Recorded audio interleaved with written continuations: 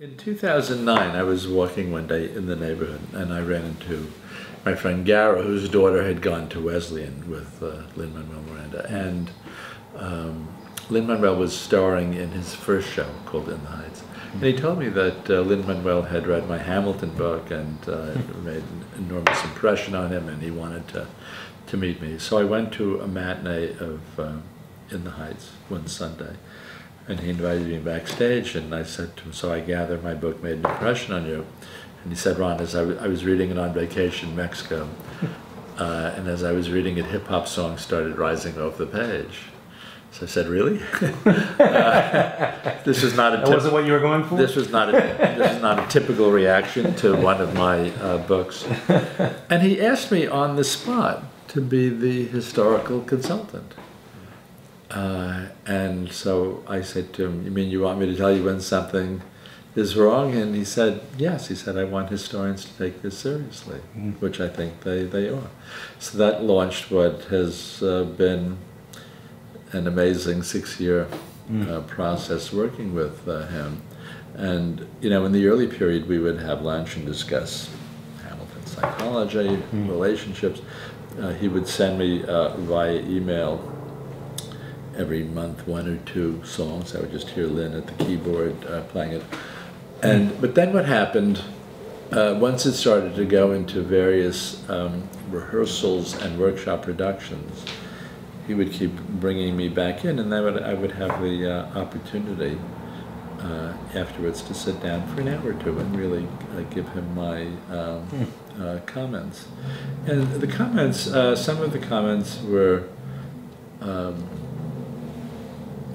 if I thought something was factually incorrect, although I have to say he's very well read, and he was almost always aware when he was departing from the fact. But he had a sound dramatic reason. I think that I'm not sure that how to put this?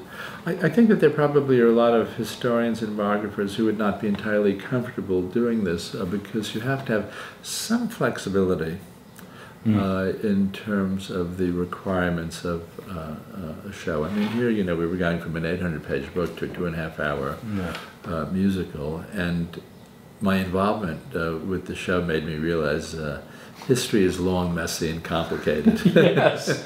You know, if there's one thing that we all learn as historians is how difficult it is to generalize. The more you know, the more difficult it is to simplify some of this. That's what I've been telling them in Mount Vernon. Since I've been there. Yeah. But you know, a 2.5-hour show has to be short and tight and you know, very coherent.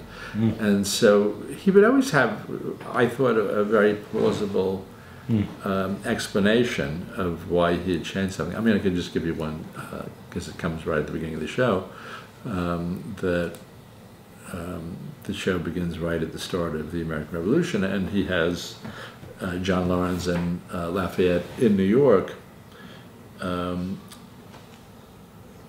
year or 2 before he actually meets them. So I said to him, Lin, this is 1775, 1776, but they didn't, meet Hamilton until 1777. But he wanted to. One of Hamilton's first friends when he came to New York was a tailor named Hercules Mulligan. I think Lin found the name irresistible, and Lin wanted to start a series of quartets that run through the first act of Hamilton with his friends Mulligan, Laurens, and Lafayette, which means that with Laurens and Lafayette, he has to introduce them, a little bit earlier than they appear. So, there are moments where you have to scramble the time sequence a little bit. There are moments where you sort of have to collapse, different events together. And so, I was always kind of feeling my way, trying to figure out how does one strike the right balance between the historical accuracy and a tightly constructed show. And I hope people who see it, particularly historians and biographers, will feel that we made the right right decisions in doing it. So far, actually, we've gotten very, very good The reviews have been really superlative. And the reactions, from Broadcast, I mean, people who know the story, who know the history, have come and have been, I think, amazed at how much accurate history is packed into this show. I think that has real integrity, and I think that Lin-Manuel showed real strength in terms of having a historian hanging around on the fringes of this conversation. I mean, usually someone creating a Broadway show or a Hollywood movie, the last person they want around is someone who's going to tell them this didn't actually happen. Right, they want them there to tell them what buttons people should have on their shirts, but not the actual story. Yeah, and he did, and this was absolutely delightful for me, because we did, our discussions were more than in terms of accuracy. We discussed the characters, the relationships, and really the entire dramatic trajectory of Hamilton's life. And it was fascinating for me, as I mentioned earlier. He said to me one day early on, would Washington have seen Hamilton as a younger version of himself? And I said yes, and Lin responded to that very powerfully. You'll see, he created a couple of beautiful songs where Washington sings to Hamilton, "Let me tell you what I wish I'd known when I was a younger man." And he starts talking about, he doesn't name Fort Necessity, but he's clearly talking about the Jumonville incident in Fort Necessity and the mistakes that he made as a younger that's really man. Yeah, it really is. Yeah, and it's accurate. I remember the first show that I ever saw about the Founding Fathers was called 1776. Yeah, another musical. Yeah, and and I loved it. It was delightful, but it was a quaint period piece.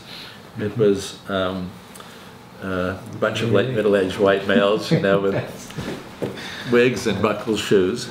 Okay, this is a show about the Founding Fathers, where probably 3/4 of the people in the cast are black, Latino, Eurasian, biracial. Almost the entire cast is under 35. And so this is a very unusual case of a historical show that's simultaneously showing us who we were back then as a country and who we are today. So it's it has a way of being both about the 18th century and the early 21st century, and even what Lin has done with the lyrics. He's created an idiom that is a blend of standard 18th century speech and early 21st century slang, and it all comes out sounding of a piece. Have you seen? Did you see the song that he did? I've seen clips of it on YouTube and that sort of thing. Yeah, that kind of give you a sense of the way that he blends it, and then even kind of musically, the sounds blend the 18th century and 21st century, and so this young, largely black and Latino cast has a very, very special feel for the early years of the Republic. And I think that it's because the show itself is very much cast Hamilton as classic immigrant, as an outsider, of the American Revolution, being created by these people who felt outsiders and who became insiders in the course of creating this new country. And so it has the energy and the fervor and the passion of the period, and it comes closer than anything I've seen either on stage or screen to capturing that mood. It really is quite extraordinary. I think people are loving it because Lin-Manuel has done something extraordinary. He's made American history hip and cool and erudite at the same time, and only he could have done it, because very, very often, without mentioning any specific examples, when people, stage or screen do the founding era, they kind of dumb it down. They seem to start out with the assumption that this is boring, dated stuff. No one's really interested in this stuff. So we better have a lot of action. We better have a lot of cannons, booming, and muskets, firing. We better try to, spice it up with some sex. But there's an underlying assumption that the contemporary audience is going to find boring. Lin, instead of finding the history constraining, he finds the history liberating. He finds it exciting. And the more deeply he gets into the history, that the more dramatic it's going to be. And I think the audience feels that. So this is like the history class of a lifetime, seeing this show. And we've had kids as young as 10, 11 come down to see the show and just absolutely adored it. And at the same time, highly, literate adults have seen it and took pleasure. They're kind of, if you don't know anything about the period, you'll learn an enormous amount. If you do know a lot about the period, you'll pick up a lot of in-jokes.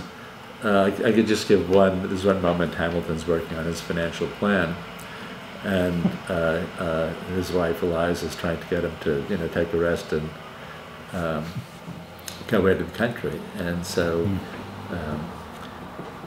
Eliza and Hamilton's sister Angelica, and Eliza turns to Angelica and says, "Angelica, tell my husband that John Adams spends the summers with his family." And then Hamilton says to Angelica, "Angelica, tell my wife that John Adams doesn't have a real job anyway."